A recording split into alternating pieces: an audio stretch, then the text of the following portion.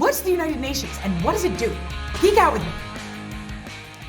The United Nations sounds like a magical place where nations of the world unite and solve the world's problems. Okay, it's not that perfect, but it does have an important purpose. The UN was created in 1945 at the end of World War II.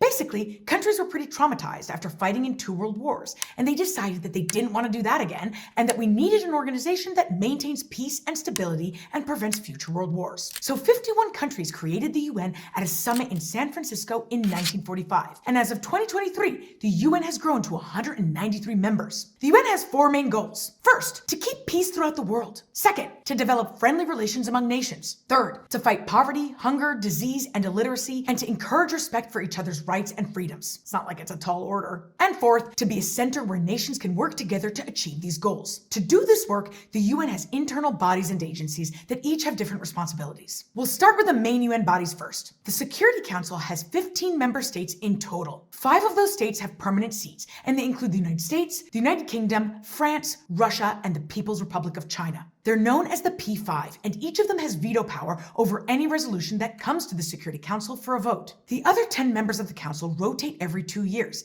and they represent different regions of the world. The P5 were originally chosen based on their importance in the aftermath of World War II, but a lot of experts argue that the structure and membership of the Security Council should now change. They've literally been discussing that for decades. The Security Council's #1 job is to maintain international peace and security, and they're the only body at the UN that can impose measures that are enforceable. So for example, if they want to put a peacekeeping mission somewhere, or they want to agree on airstrikes or sanctions, only the Security Council at the UN can do that, and they do it under what's called Chapter 7, which is a clause in the UN's charter that gives authority to the Security Council to respond to war and other conflicts with some kind of enforceable measures. The General Assembly is the UN's main body, where every member state has a seat, and it's there for general debate and to establish norms for humanity.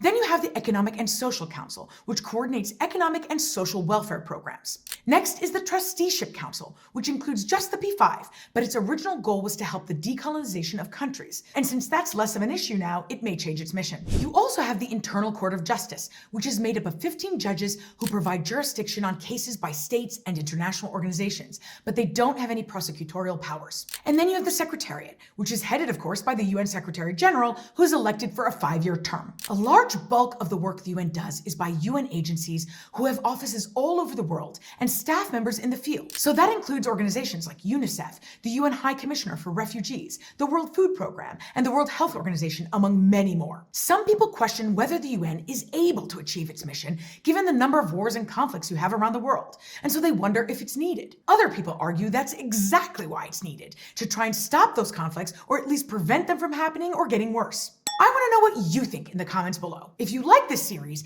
check out our other videos. Don't forget to like this video and subscribe, and thanks for geeking out with me.